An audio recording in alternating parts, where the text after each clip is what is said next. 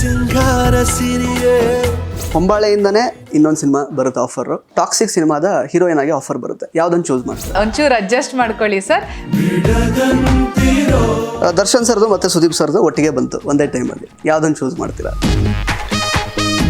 ಮತ್ತೆ ವಿವೇಕ್ ಅಗ್ನಿಹೋತ್ರಿ ಅವ್ರ ಕಡೆಯಿಂದನೇ ಆಫರ್ ಬಂತು, ಪ್ಲಸ್ ಅದೇ ಟೈಮಲ್ಲೇ ಒಂದು ಕನ್ನಡ ಸಿನಿಮಾ. ಕಸ್ತೂರಿ ಕನ್ನಡ. ಸಪ್ತಮಿ ಅವರು ಆಕ್ಚುಲಿ ಆ್ಯಪ್ಸ್ ಅಲ್ಲಿ ಯಾವುದು ಫೇವ್ರೇಟ್ ಆ್ಯಪ್ಸ್? ಜಾಸ್ತಿ ಯಾವ ಆ್ಯಪ್ನ ಯೂಸ್ ಮಾಡ್ತಾ ಇರ್ತಾರೆ? Instagram, WhatsApp. ಬಿಂಜ್ ವಾಚ್ ಮಾಡ್ತಾರಾ ಸೀರೀಸ್ನ? ಅದನ್ನ ಮಾಡಕ್ ಇಷ್ಟಪಡ್ತೀರಾ ಅಥವಾ ನೋಡ್ತೀನೋ ಬಿಡ್ತೀನೋ ಬ್ಯಾಕ್ ಗ್ರೌಂಡ್ ಅಲ್ಲಿ ಪ್ಲೇ ಆಗ್ತಾ ಇರ್ತದ? ಕವಿತೆ ಹಾಡಿನ ಕೆಲವು ಸಾಲುಗಳನ್ನ ಬಿಟ್ರೆ ನೀವು ನನ್ನನ್ನು ಬಿಡ್ತೀರಾ ಅಲ್ಲ? ಸೊ ಯುವ ಸಿನಿಮಾನ ಸಪ್ತಮಿ ಅವರು ಎಲ್ಲಿ ನೋಡ್ತಾರೆ? ಫಸ್ಟ್ ಡೇ ಫಸ್ಟ್ ಶೋ ಯಾವ ಥಿಯೇಟರ್ ಅಲ್ಲಿ ನೋಡ್ತೀನಿ? ನಿಮ್ಮಿಬ್ರದ್ದು ಒಂದು ಡ್ಯಾನ್ಸ್ ಜುಗಲ್ ಬಂದಿತಾರೆ, ಯಾವ್ದಾದ್ರು ಒಂದು ಹಾಡಿರುತ್ತಾ ಸಿನಿಮಾದಲ್ಲಿ? ಏನು ಹೇಳಲಿ ನಾನು ಹೊಸತರ, ಏನೇ ಇದ್ದರೂ ನಿನ್ನ ನಂತರ ನಾನು ಕಾಯುವ. ನಾನು ಆಕ್ಚುಲಿ ಒಂದು 2 ಆಪ್ಷನ್ಸ್ ಕೊಡ್ತೀನಿ. ಆಕ್ಚುಲಿ ಒಂದು ಆಪ್ಷನ್ನ ನೀವು ಚೂಸ್ ಮಾಡ್ಬೇಕು ಅದರಲ್ಲಿ.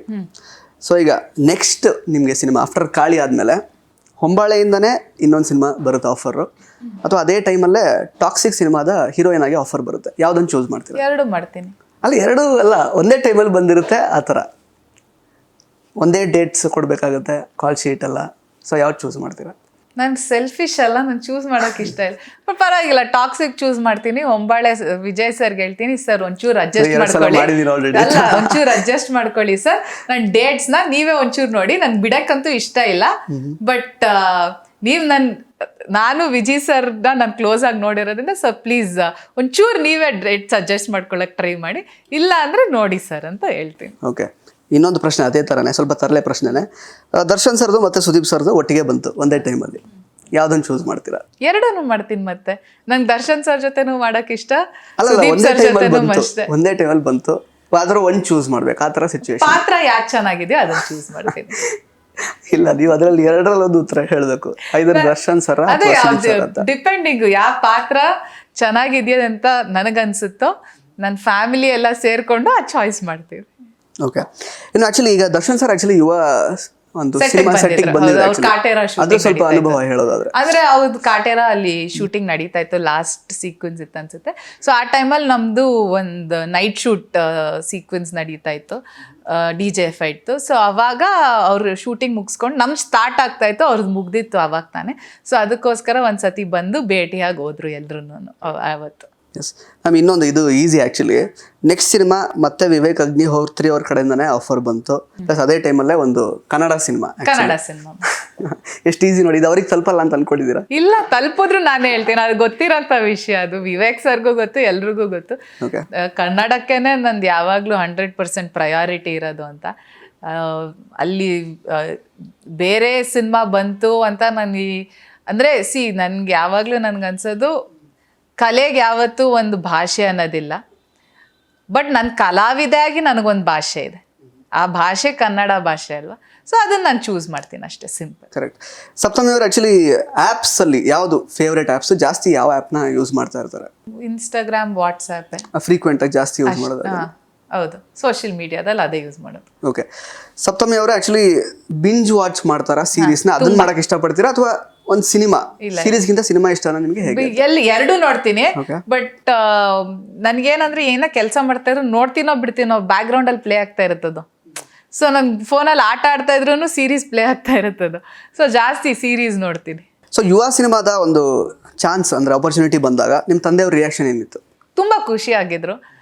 ಅಂದರೆ ಅವ್ರಿಗೂ ಅಷ್ಟೇ, ಯಾಕಂದರೆ ನನ್ನ ತಂದೆ ರಾಜ್ಕುಮಾರ್ ಅವ್ರ ಅಪಹರಣ ಆಗಿದ್ದಾಗ ಸೊ ಅಲ್ಲಿ ಕೆಲಸ ಮಾಡಿದವರು.